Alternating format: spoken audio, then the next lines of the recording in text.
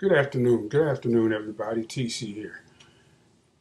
Last week there was a big meeting in Washington, a roundtable discussion with a bunch of black pastors from around the country, and they sat down with Donald Trump and they wanted to discuss programs and things that Donald Trump and his administration intend to do for the black community.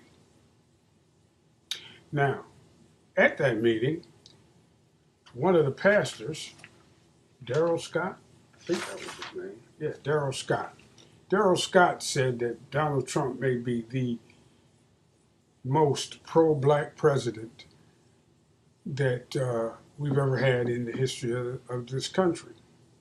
Now, in order for him to be the most pro-black president in the history of this country, he had to be more pro-black than Barack Obama.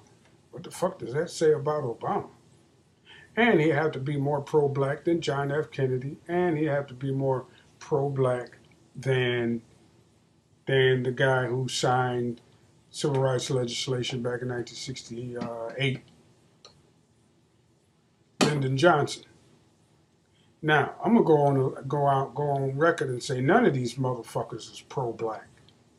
We've never had a pro-black president. Never. Matter of fact, most of them too much the other way. Now, they do half-hearted gestures and sign a piece of legislation here and a piece of legislation there. But the shit hardly ever, if ever, says black or African-American or Negro or whatever term you want to use on it. It says minorities. And like Dr. Claude Anderson said, minorities means Latinos, women, Asians, American Indians, and us. It doesn't say black people. Now, all those other groups I just mentioned, they get legislation specifically for them. We, black people, do not. We get lumped in with all these other motherfucking groups in order to avoid doing things specifically for us.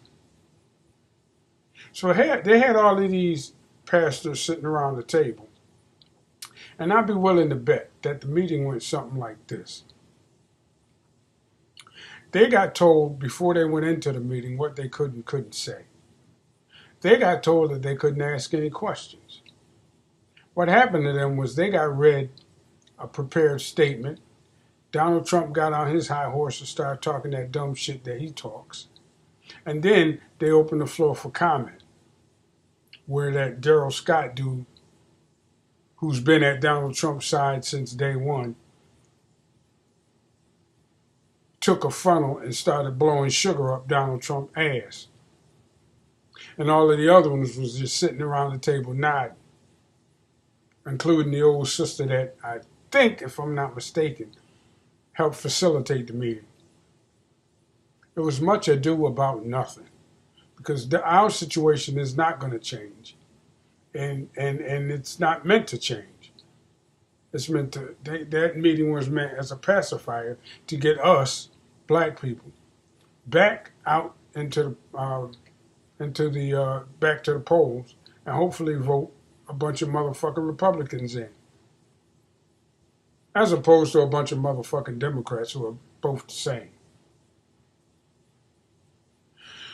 I think we should sit this fucker out, this election out too. Now, motherfuckers gonna say, "Oh, you know, that's a bad policy. We should vote. We should vote. We should vote." But vote for who? Until one of them motherfuckers come up and get behind the podium and say what they're gonna do specifically for black people, right? We should let them motherfuckers have their little election party on their own, and we should move forward with our agenda. Our agenda. Now, if you look back into my videos, I can tell you what, it'll tell you what some of the things on our agenda should be. Because I don't have all the answers, but I know what shouldn't be happening. You know, I know what shouldn't be happening. This policy of benign neglect needs to go away. We need to fight for real prison reform. I'm definitely in favor of Medicare for all, especially black people, because we get sicker and die quicker than any other group of people because we can't afford health care. I'm definitely in favor of college education being free.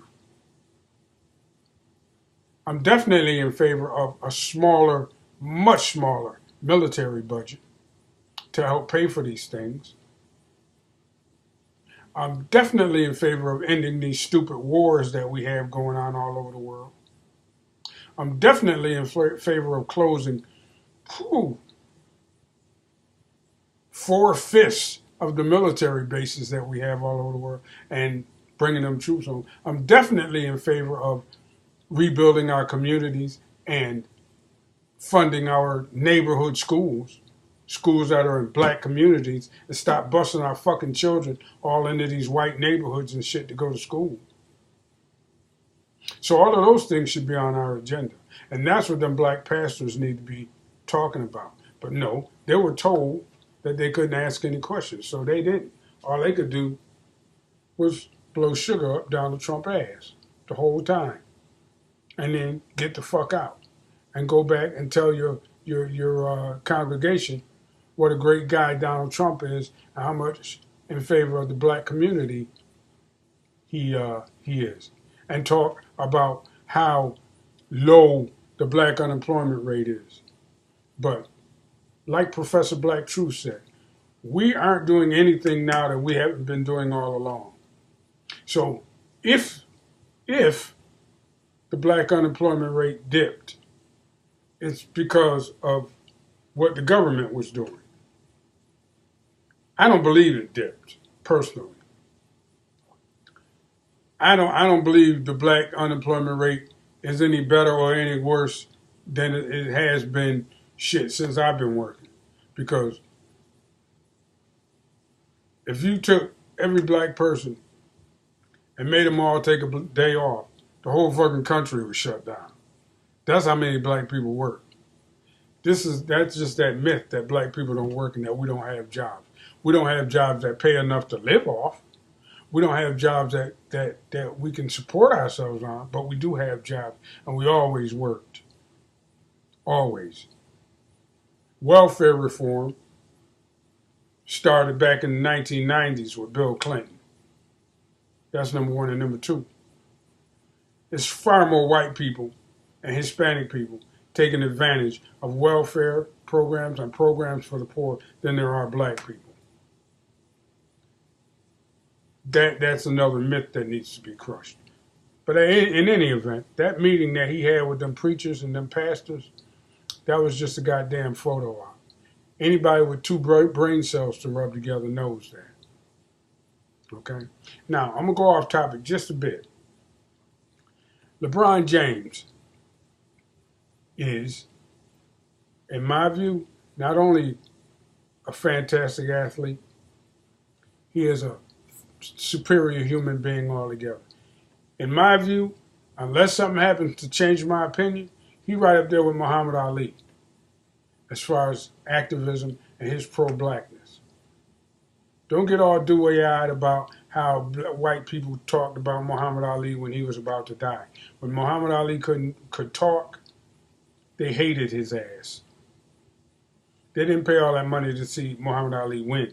They paid money to see Muhammad Ali get his ass whooped.